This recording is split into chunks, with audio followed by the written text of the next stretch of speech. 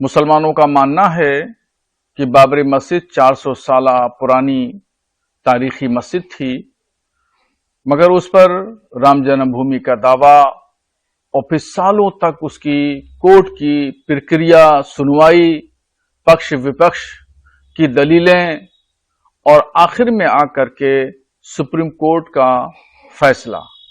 Supreme court का जब फैसला आया उसमें राम जन्मभूमि के हक में आया और बाबरी मस्जिद के खिलाफ आया।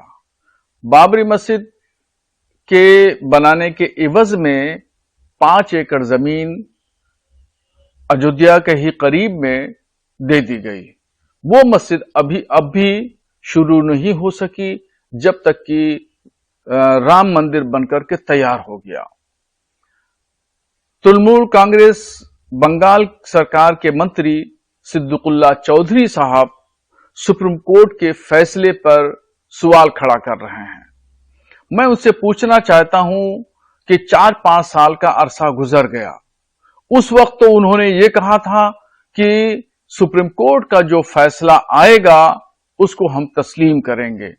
उन्होंने ही नहीं बल्कि भारत के तमाम मुस्लिम लीडरान ने, पूरी कौम ने ये कहा था कि जो सुप्रीम कोर्ट का फैसला आएगा उसको तमाम मुसलमान मानेंगे। सबने बयानात भी दिए, ऐलानात भी किए, सब कुछ किया। जब फैसला आया उस वक्त सभी लोगों ने फैसले को तस्लीम भी किया। अब इतना अरसा गुजरने के बाद आज तृणमूल कांग्रेस के मंत्री सिद्दुकुल्ला चौधरी साहब या मौलाना महमूद मदनी साहब, ये लोग क्यों सवाल खड़ा कर रहे हैं और क्यों एतराज कर रहे हैं कि सुप्रीम कोर्ट का फैसला सियासी दबाव में था या हम सुप्रीम कोर्ट के फैसले को तस्लीम नहीं करते हैं? आज इसकी जरूरत क्यों पेश आई?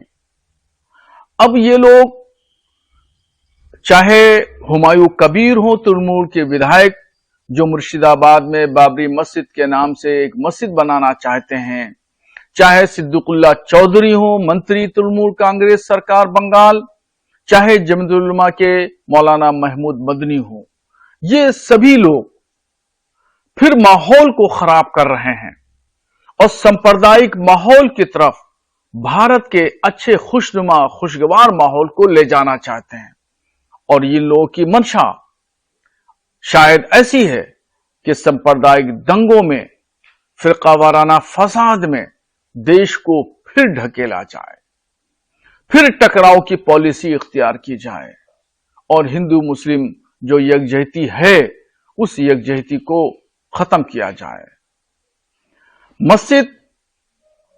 बाबरी मस्जिद के ताल्लुक से इस वक्त शोशा उठाना, इस वक्त बात करना, गोया कि आप विकास और तरक्की की तरफ नहीं जाना चाहते, फिर मस्जिद और मंदिर की लड़ाई में हिंदू और मुसलमानों को बांट देना चाहते हैं।